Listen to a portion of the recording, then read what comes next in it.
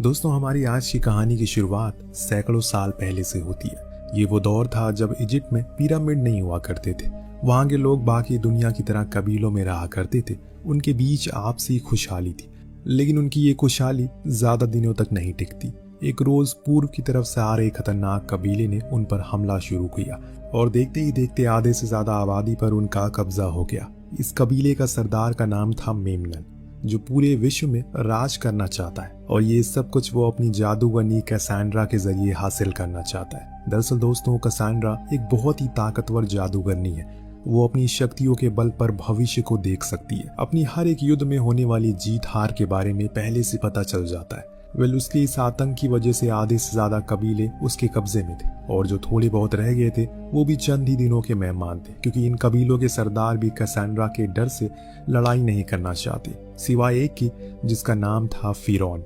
हम देखते हैं कि शाम में फिरौन बाकी के कबीलों के साथ मीटिंग करता है और कैसेंड्रा को मारने के लिए और हाल ही में मेमनन के हाथों तबाह हुए अकाडियंस के 3 जाबाज योद्धाओं को बुलाता है। उन्हें यह काम खत्म करने के लिए बेशकीमती पत्थर भी देता है। इन्हीं योद्धाओं में से एक था मैथियस, जिसकी बहादुरी के चर्चे हर तरफ मशहूर थे। वो ये काम अपने सौतेले भाई जेसप और उसके दोस्त रामा के हाथों को अंजाम देने वाला था। इसके बाद मैथियस अपने साथियों के साथ इस जगह पर पहुंच जाता है जहां पर मेमनन की सेना रुकी थी। परंतु बदकिस्मती से जैसे ही ये कबीले में दाखिल होते हैं, मेमनन की सेना इन्हें देख लेती है और उल्टा इन पर हमला करना शुरू करती है, जिसमें सबसे पहले वो लोग रामा को मौत के घाट उतारते हैं और फिर जेसप को बंदी बनाकर मैथियस के पीछे लग जाते हैं। वहीं मैथियस किसी तरह जादूगरनी कैसेंड्रा को ढूंढ निकालता है। बस उसे मारने ही वाला होता है कि कैसेंड्रा मैथियस का भविष्य देकर उसे बताती है उसके साथ धोखा हुआ है। ये धोखा उसे अपनों ने दिया है, और ये सुनकर वो अचानक से रुक जाता है।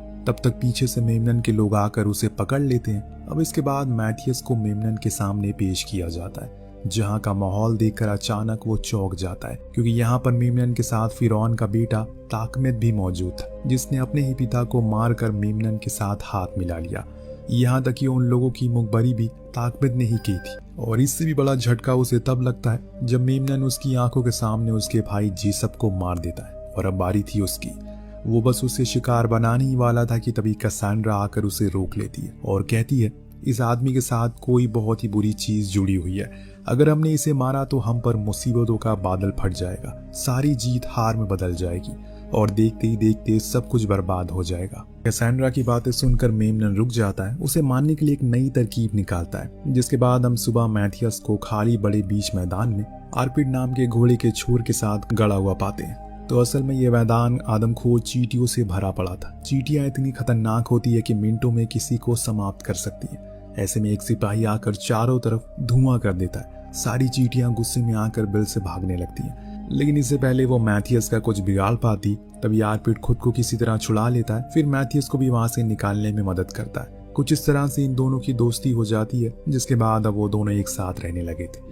उधर दूसरी तरफ मेमनन कैसेंड्रा से पूछता है कि अब उसे किस राज्य पर हमला करना चाहिए, जो देख कैसेंड्रा उसे खून खराबा छोड़ने के लिए कहती है, क्योंकि अब उनके पास काफी कबीले हो चुके हैं जिसे संभाल पाना वाकई काफी मुश्किल था। लेकिन मेमनन का कहाँ पेट भरने वाला था। वो पूरी दुनिया पर राज करना चाहता है ताकि कैसेंड्रा से अंत में शादी कर सके। इस पर वो उसे याद दिलाती है कि जिस दिन वो दोनों एक दूसरे के नजदीक आए, उसी दिन उसकी सारी शक्तियां हमेशा के लिए खत्म हो जाएंगी। अब मेमनन उसे समझाते हुए कहता है, जिस दिन मैं पूरी दुनिया पर राज कर लूंगा, उस दिन के बाद से तुम्हारी शक्तियों की मुझे कभी जरूरत नहीं पड़ेगी।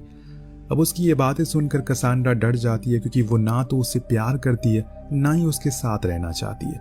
वही मैथियस भी अब मेमनन के महल के नजदीक पहुंच चुका था। बस अब वो किसी तरह अंदर जाने का रास्ता ढूंढ रहा है। तभी गोमोरा नाम का एक छोटा सा बच्चा आकर मैथियस से उन पत्थरों को चुरा लेता है जो फिरौन ने उसे दिए थे, लेकिन थोड़ी ही देर में वो बच्चे को ढूंढ निकालता है। अब बच्चे की चतुराई देखकर वो एक सौदा करता है। अगर वो उसे मेमनन के महल के अंदर लेकर जाएगा तो इसके बदले उसे पत्थरों की पोटली दिया जाएगा। ये सुनकर बच्चा मान जाता है और पलक झपकती इस शर्त के मुताबिक अपने हिस्से का पत्थर लेकर वो उसे खुफिया रास्ते से महल के अंदर पहुंचा देता है।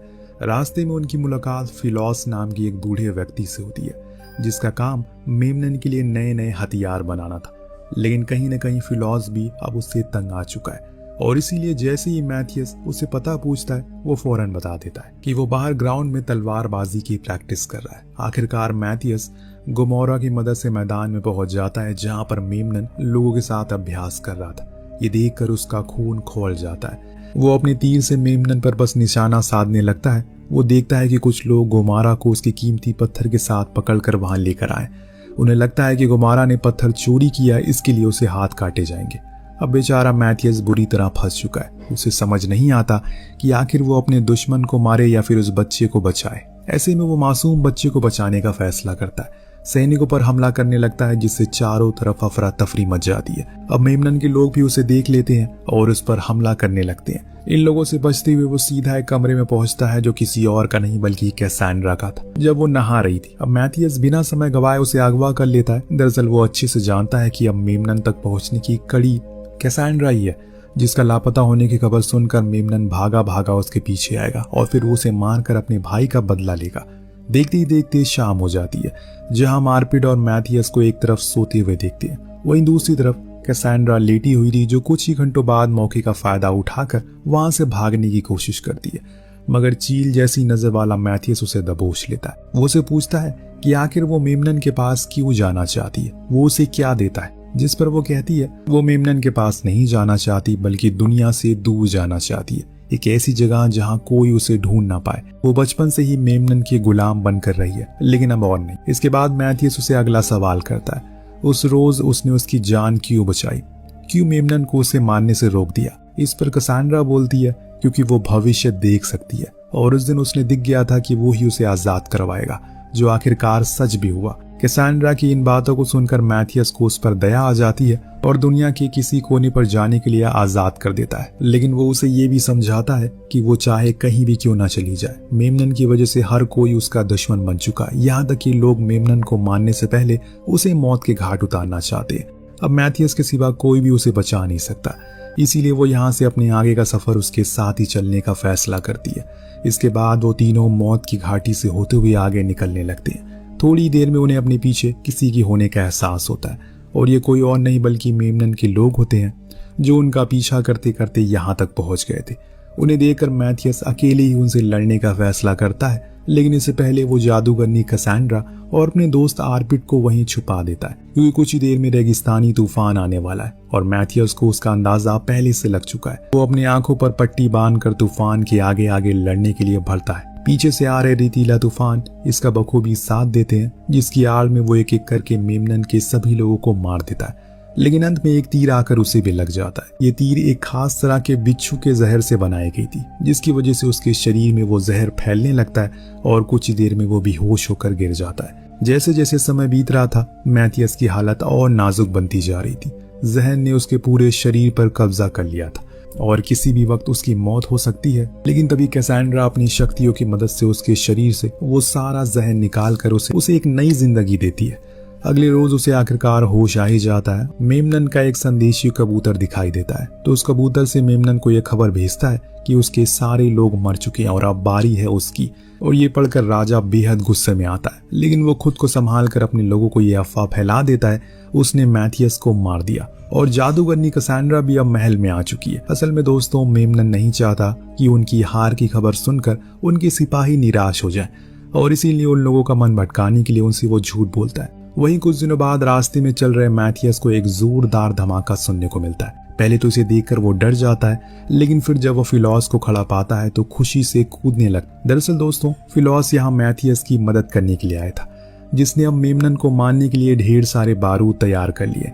राजा के खिलाफ होने वाली जंग में उसका साथ देने के लिए शामिल हो जाता है। इसके बाद ये चारों मिलकर पानी की तलाश में आगे बढ़ने लगते हैं और अब आखिरकार उन्हें जगह पर पानी मिल जाता है। मगर तभी अचानक से वहां पर बहुत सारे सिपाही आते हैं और उन्हें बंदी बनाकर अपने कबीले में ले जाते हैं। इस कबीले के सरदार का नाम था बल्थजार। वो अपने लोगों के साथ छुपकर यहाँ रहा करता है। अब यहाँ वो मैथियस को पहले से जानता था, लेकिन उसकी कुछ खास नहीं बनती उससे। आज जब वो उसके साथ कैसांड्रा को देखता है तो गुस्से में लाल हो जाता है। फिर अपने आदमियों से उन्हें मारने का हुक्म देता है, लेकिन मैथियस ऐसा होने नहीं देगा। वो बल्थजार को ललकारती कि अगर उसमें दम है तो वो अकेले आकर लड़ाई करे, जो जीतेगा उसके कहने पर फैसला होगा। बस फिर क्या था, बल्थजार फौरन अपनी तलवार लेकर मैदान में उतर जाता है और दोनों में बराबरी की टक्कर होती है। और देखकर ऐसा लग रहा है कि दोनों हारने वाले नहीं है। दोनों बहादुर योद्धा थे, लेकिन आखिर में मैथियस बल्तजार पर भारी पड़ता है, उसे हरा देता है। लेकिन यहाँ वो उसे मारता नहीं, क्योंकि वो तो सिर्फ मेमनन के खून का प्यासा था। और सबसे गुजारिश करता है कि जब तक उनका दुश्मन एक है, क्यों ना वो लोग एक होकर लड़े। बल्तजार को मैथियस की यह बात बहुत पसंद आती है और अब वो उन लोगों के साथ देने को तैयार हो जाता है, जिसके बाद कबीले के लोग उनका स्वागत करते हैं। उसी रात अचानक कैसेंड्रा को एक सपना आता है। कुछ ही देर बाद रात में जब सब लोग सो जाएंगे तो मेमनन के लोग यहाँ हमला करेंगे। यह हमला इतना भयानक होगा कि चारों तरफ से सिर्फ लाशें ही नजर आएंगी। वो भागकर ये बात सीधे जाकर मैथियस को बताती है, लेकिन मैथियस किस्मत की रेखा से ज्यादा अपने हाथों में दम पर विश्वास करता है। उसे इन सब चीजों पर बिल्कुल भी यकीन नहीं था। तभी कैसेंड्रा को फिर से भविष्य दिखाई देता है। इस बार वो ये देखती है कि जैसे ही मैथियस महल के अंदर दाखिल होगा, उसे एक तीर लगेगी जिससे उसकी मौत हो जाएगी। ये सब देखकर बेचारी कैसेंड्रा और भी ज्यादा डर जाती है। वो मैथियस को बार बार समझाने की कोशिश करती है, मगर वो उसकी एक नहीं सुनता और ना ही अब उसे मौत का कोई खौफ है। कैसेंड्रा की आंखों में अपने लिए प्यार देखकर मैथियस उसके काफी नजदीक आ जाता है। ये दोनों इतना करीब आ जाते हैं कि इसका अंदाजा किसी को ना था। यहाँ तक कि कैसेंड्रा को ये तक याद नहीं रहता कि उसने कितनी बड़ी गलती कर दी, क्योंकि अब उसकी शक्तियां समाप्त हो चुकी है। लेकिन फिर भी उसे इसका कोई मलाल नहीं था। आधी रात को वो मैथियस और बाकी मासूम कबीला वालों की जान बचाने के लिए खुद ही मेमनन के पास हवेली वापस जाने का फैसला करती है। और सुबह जब मैथियस को ये मालूम पड़ता है तो वो उसे बचाने के लिए अकेले ही महल की तरफ जाने लगता है, क्योंकि अब वो कैसेंड्रा से बेइंतहा प्यार करता है और एक भी पल उसे अब मेमनन के कैदी के रूप में देख नहीं सकता। लेकिन बल्तजार उसे अकेले वहां जाने से मना करता है। अपने लोगों के साथ कैसेंड्रा को बचाने के लिए वो निकल पड़ता है। वो वहीं महल में अगली जंग की तैयारी करते हुए मेमनन को देखते हैं। उसे उन लोगों की मिट्टी में मिलाने का सारा इंतजाम कर दिया था। उसके हर एक सिपाही की आंख में अलग सी चमक थी। बस जंग की आगाज करने से पहले वो सभी एक बार कैसेंड्रा को देखना चाहते थे, क्योंकि ये कैसेंड्रा ही थी जो उन्हें जाने से पहले जीत का आशीर्वाद देती थी। देखते ही देखते सभी सिपाही मेमनन से कैसेंड्रा से मिलवाने की जिद करने लगते हैं, जिस पर उसके पास कोई जवाब नहीं होता। इसीलिए उन्हें बीमारी का बहाना बताकर मामले को खत्म करने की कोशिश करता है। लेकिन तभी वहां हम कैसेंड्रा को देखते हैं। उसे यूं ही सलामत देखकर मेमनन दंग रह जाता है। वो अपने लोगों को आदेश देती है कि कल की जंग एक बार फिर से वो जीतने वाले हैं। उनके दुश्मन खुद यहाँ पर लड़ने के लिए आएंगे, परंतु मेमनन का अब कैसेंड्रा पर विश्वास उठ चुका है। उसे अभी तक ये बात हजम नहीं हो रही है, आखिर इतनी बड़ी जादूगरनी अपने अगवा होने के भविष्य को क्यों नहीं देख पाई। उसे अब कहीं ना कहीं उस पर शक हो रहा है कि कैसेंड्रा ने अपनी शक्तियां खो दी है। वह अपनी इसी शक को दूर करने के लिए वो उसे कमरे में लेकर जाता है, जिसमें 6 घड़ों को मंगवाता है। इनमें से 4 में से जहरीले सांप रखे थे और अब वो उसे खाली घड़े में हाथ डालने को कहता है। मगर जादूगरनी कैसेंड्रा उस घड़े में हाथ डालती है जिसमें सांप होता है, लेकिन वो उसे डरती नहीं, बल्कि सांप को अपने हाथों से निकालकर सीधा मेमनन के सामने रखते हुए जोर से चिल्लाते हुए कहती है, तुम्हारी मौत नजदीक आ चुकी है। और ये सुनकर मेमनन का खून खौल जाता है। वो कैसेंड्रा की जान लेने के लिए जैसे ही अपनी तलवार निकालता है, तब तक यहाँ पर मैथियस और इसकी सेना आ जाती है। अब एक तरफ यहाँ मैथियस और मेमनन आमने सामने होते हैं, तो वहीं दूसरी तरफ बाहर सरदार फिरौन का बेटा गद्दार टैकमिट और बल्तजार को मारने के लिए आगे बढ़ता है। मिनटों में वो बल्तजार की तलवार का शिकार हो जाता है। वहीं दूसरी तरफ मैथियस और मेमनन में घमासान युद्ध हो रहा था।